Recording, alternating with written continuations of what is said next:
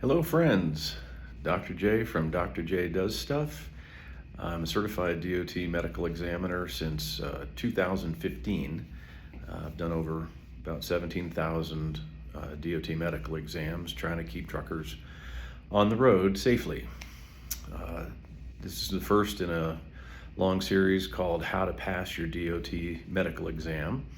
And all the time that I've been doing this and all the different experiences and situations that I've come across, I find that there's a lot of drivers that have been told misinformation. There's some misinformation out there online. So I love to educate.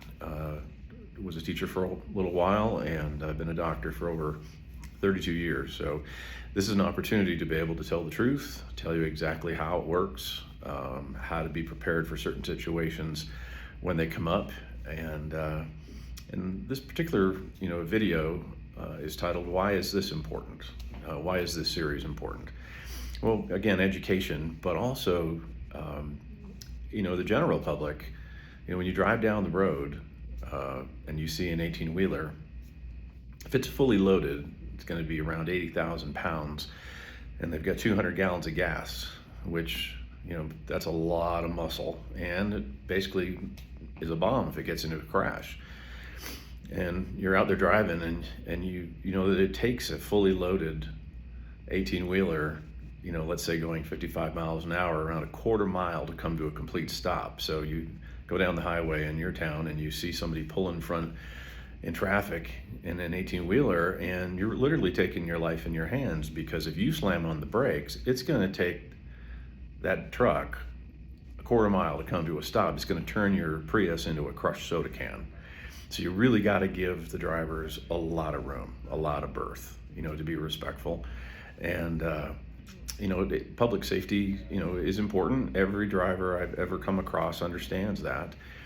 And while it can be frustrating if they don't pass their DOT medical exam, at the end of the day, their families are out on the road too. And, the FMCSA, the Federal Motor Carrier Safety Administration, has created a vast set of medical rules per their medical board to, what they think it's required to be a safe driver, commercial driver. Blood pressure, got to be under control. You got to be able to see, got to be able to hear. Are there exceptions to those things? There are certain things that are, there's no wiggle room at all. There's no wiggle room with vision. There's no wiggle room with seizures. There's no wiggle room with being able to hear, and so on. Those standards are intractable, and we'll get into all that.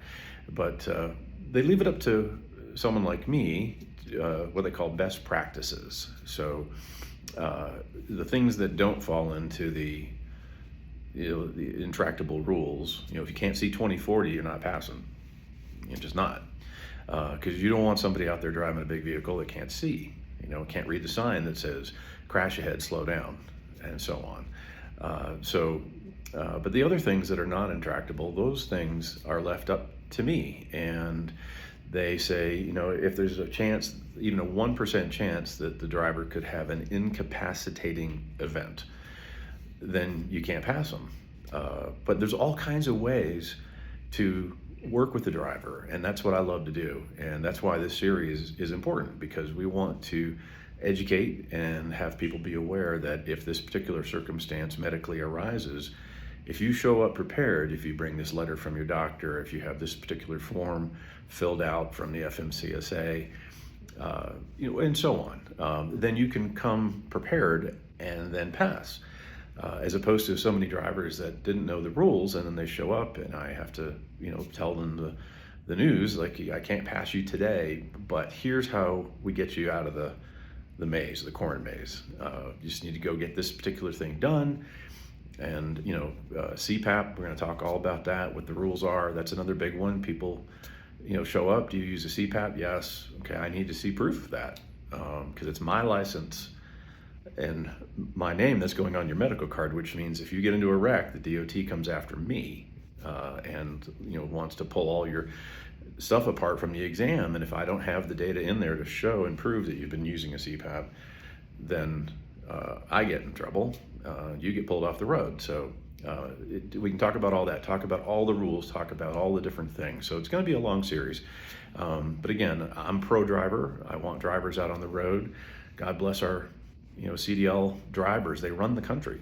Think about how bad it would be if all the CDL drivers, flipped their middle finger and walked off the job tomorrow. Within 3 days, there'd be anarchy. There'd be rioting. There'd be shortages of gas, shortages of food, medical supply. Everything comes on a truck, and until they can pull a train up behind a Home Depot or a ship up behind your grocery store, it comes on a truck.